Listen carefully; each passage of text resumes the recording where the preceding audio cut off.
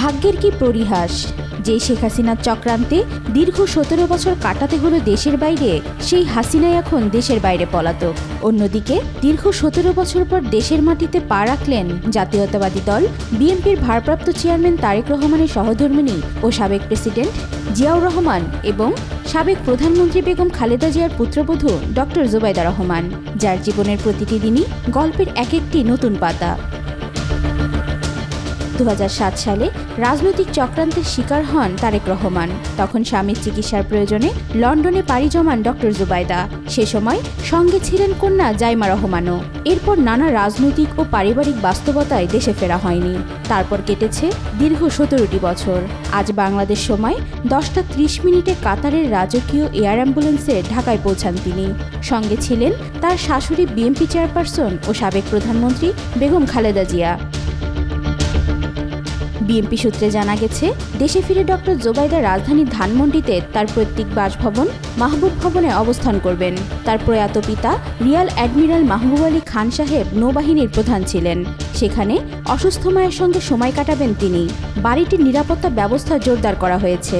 বাড়ির চারপাশে CC camera বসানো হয়েছে এবং নিরাপত্তার দায়িত্বে রয়েছে পুলিশ সদস্য ও বিএনপি সিকিউরিটি ফোর্স বিএসএফ। 2008 সালে পতিত হাসিনার শাসনামলে স্বামীর জেল মুক্তির পর শিক্ষা ছুটি নিয়ে চিকিৎসার জন্য লন্ডনে যান তিনি। স্বামীর চিকিৎসা শেষ না হওয়ার কারণ দেখিয়ে স্বাস্থ্য মন্ত্রণালয়ে একাধিকবার ছুটি বাড়ানোর আবেদন করেছিলেন ডক্টর জুবাইদা রহমান, কিন্তু রাজনৈতিক বিবেচনায় ছুটি মঞ্জুর করেনি স্বাস্থ্য মন্ত্রণালয়। পরবর্তীতে দীর্ঘ অনুপস্থিতি দেখিয়ে চাকুরি থেকে অব্যাহতি প্রদান করে স্বাস্থ্য মন্ত্রণালয়, যা সরকারের হীন প্রচেষ্টারই অংশ। Doctor Zubaida Rahman Dhaka medical college থেকে এমবিবিএস ও লন্ডনের ইম্পেরিয়াল কলেজ থেকে মেডিসিনে এমএসসি করেন। 1995 সালে বিসিএস স্বাস্থ্য ক্যাডারে প্রথম হয়ে সরকারি চাকরিতে যোগ দেন তিনি। তবে লন্ডনে যাওয়ার পর দ্বিতীয় মেয়াদে ছুটি শেষে না ফেরায় তাকে বরখাস্ত করে স্বাস্থ্য মন্ত্রণালয়। উল্লেখ্য, খালেদা জিয়া গত জানুয়ারিতে কাতার আমিরের পাঠানো বিশেষ এয়ার অ্যাম্বুলেন্সে লন্ডনে যান এবং সেখানকার একটি বেসরকারি হাসপাতালে 17 দিন চিকিৎসাধীন থাকার পর তারেক রহমানের বাসা থেকে চিকিৎসা নেন। দীর্ঘ চিকিৎসার শেষে আজ দেশে ফিরেছেন তিনি।